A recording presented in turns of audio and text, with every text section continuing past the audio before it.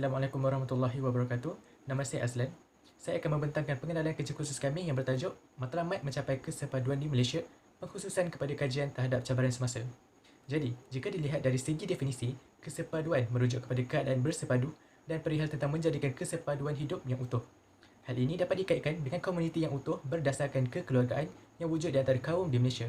Hal ini bermula daripada para pejuang negara di mana mereka bersetuju dengan penjajah British di mana tanah Melayu hanya boleh dimerdekakan bersama-sama dengan kaum lain seperti China dan India.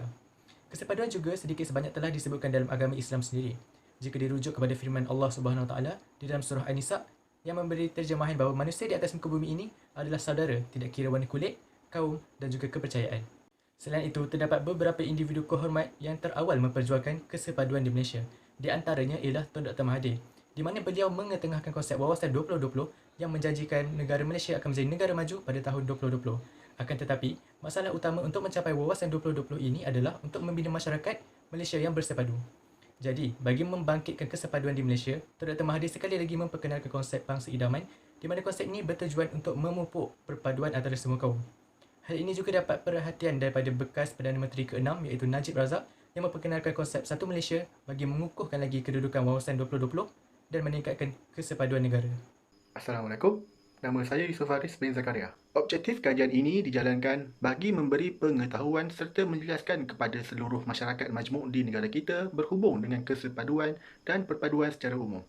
Sebagaimana yang kita sedia maklum, Malaysia merupakan sebuah negara yang hidup dalam keadaan aman dan damai yang terdiri daripada 3 kaum utama, yakni Melayu, Cina dan India.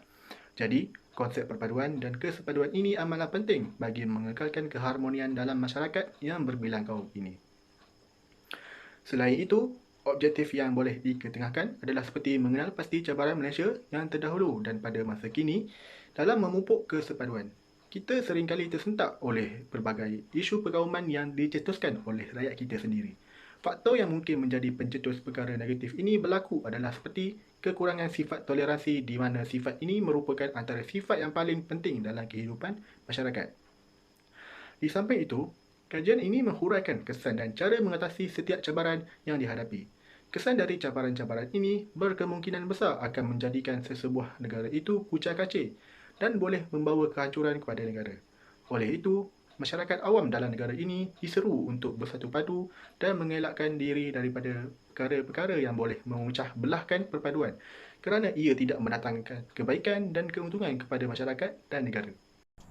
Assalamualaikum, nama saya Muhammad Alif Syahbirin dan sekarang saya akan membincangkan tentang kajian terdahulu yang berkaitan dengan perpaduan di Malaysia.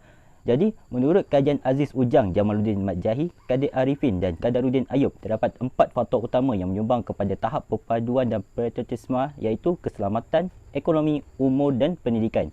Kajian mereka juga membuktikan bahawa tahap kesedaran generasi muda terhadap aspek patriotisme sangatlah rendah dan satu model telah dibangunkan dan dinamakan sebagai model 3P iaitu perpaduan, patriotisme dan pembangunan bagi membantu meningkatkan tahap kesedaran perpaduan dan patriotisme dalam kalangan generasi muda. Seterusnya, dalam kajian Muhammad Syarial Bungsu dan Rahimah Abdul Aziz pula mendapati bahawa kekerapan kontak sosial dan komunikasi antara kelompok berupaya mengukuhkan kesepaduan dalam komuniti. Kontak sosial pada asasnya berlaku disebabkan oleh faktor penyertaan dan penlibatan dalam kegiatan komuniti seperti kegiatan ekonomi, sosial, kesihatan dan keagamaan. Manakala, kekerapan komunikasi antara kelompok sangat penting bagi mewujudkan interaksi sosial yang positif dalam kalangan kelompok yang berbeza. Selain itu, Azwan Selamat dan Muhammad Izzuan bin Safaruddin telah mengkaji mengenai faktor-faktor kesenjangan etnik di Malaysia sebagai penghalang perpaduan nasional. Mereka mengatakan bahawa cabaran kesepaduan di Malaysia akan berpanjangan kerana wujudnya etnik yang berbilang kaum dan pelbagai isu-isu utama seperti politik, sosial dan ekonomi. Sebagai contoh, dari segi politik, wujudnya sistem dan kumpulan politik yang mengasingkan etnik yang pelbagai. Dari segi ekonomi pula, terdapat pengasingan etnik dalam bidang-bidang ekonomi yang berbeza. Dari segi sosial, terdapat isu bahasa yang membawa konflik dalam kalangan rakyat di Malaysia. Seterusnya, saya akan membentangkan mengenai metodologi kajian yang kami gunakan sepanjang penyediaan kertas kerja ini. Kami hanya menggunakan satu kaedah di mana kami mencari jurnal artikel dan kes kajian di dalam internet. Artikel dan kes kajian ini dapat dikategorikan kepada primer dan sekunder di mana kedua-dua bahan rujukan ini adalah telus dari pengkaji itu sendiri. Jadi, dengan kaedah inilah kami dapat menyiapkan kertas kerja ini seterusnya memberi jawapan kepada setiap persoalan yang telah berlaku mengenai perpaduan dan kesepaduan di Malaysia. Assalamualaikum, saya Nur Izzati. Saya akan meneruskan presentation ini dengan dapatan kajian dan perbincangan. Pertama sekali, perpaduan adalah hubungan yang rapat dan erat antara kaum dan bangsa yang berbeza di dalam sesebuah negara.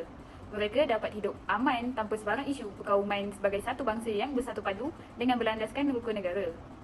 Haji Samad Bujang menjelaskan bahawa perpaduan sebagai satu penyatuan tenaga, fikiran, cita-cita dan pengorbanan dalam satu ikatan yang sepadu, kuat dan maju.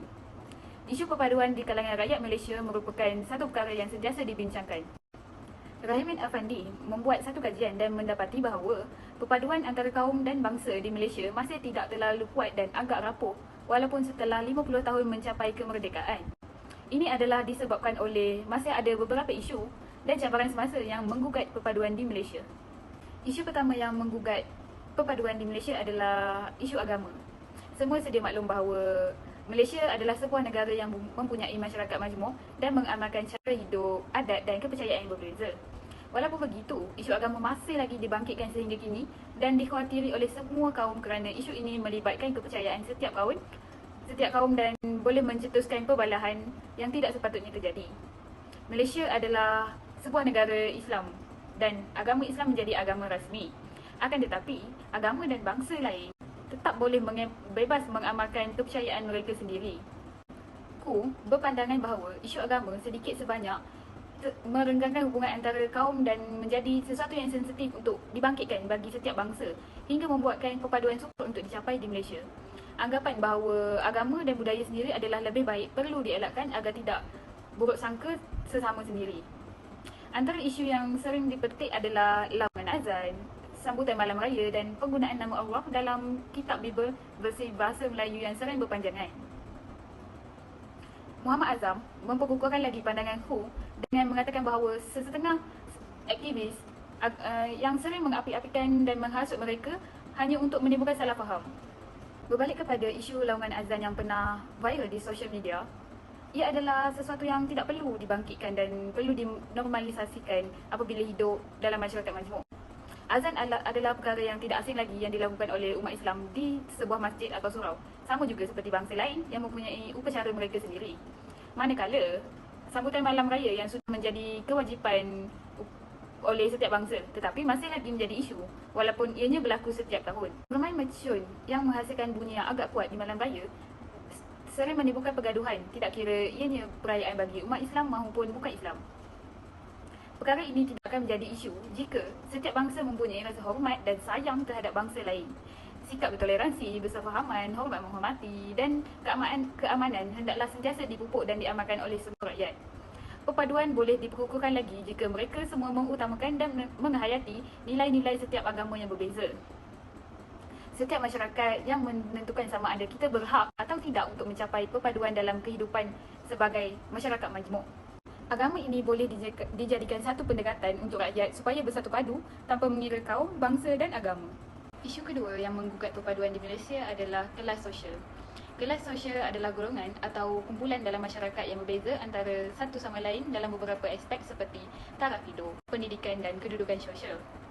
Seorang ahli sosiologi iaitu Max Weber menyatakan bahawa kelas sosial di Malaysia terbahagi kepada 5 golongan bermula dari golongan atasan iaitu golongan yang sentiasa dipandang tinggi hingga golongan kelas bawahan. Kelas sosial ini telah mewujudkan jurang kemasyarakatan di dalam masyarakat dan menyebabkan perpaduan sukar untuk dicapai. Jika dilihat kepada situasi di Malaysia sekarang di waktu pandemik ini, jelas menunjukkan bahawa layanan yang diberikan oleh golongan atasan lebih baik daripada golongan bawahan. Semua sedia maklum bahawa SOP yang ditetapkan di Malaysia perlu diperhatikan oleh semua masyarakat tanpa mengira bangsa dan pangkat. Akan tetapi, dengan terang lagi bersuluh, masyarakat boleh melihat bahawa golongan atasan ini lebih bebas untuk tidak mengikut peraturan dan SOP yang ditetapkan, tetapi masih tidak dikenakan sebarang tindakan. Mereka lebih bebas melancur ke luar negara dan membuat majlis dan kenduri besar-besaran sedangkan ianya adalah dilarang. Jika ia melibatkan golongan bawahan, sudah tentu mereka akan dikenakan tindakan undang-undang dan terdapat saman yang perlu dibayar. Perilaku seperti ini telah pun menimbulkan sedikit tidak berpuas hati antara rakyat. Akan tetapi, ada juga golongan yang bukan di kelas atasan berpihak kepada mereka kerana mereka adalah golongan yang berkuasa. Ini telah menyebabkan berlakunya perbalahan. Lebih-lebih lagi di media sosial kerana hanya di situlah tempat untuk mereka menyuarakan ketidakadilan tersebut.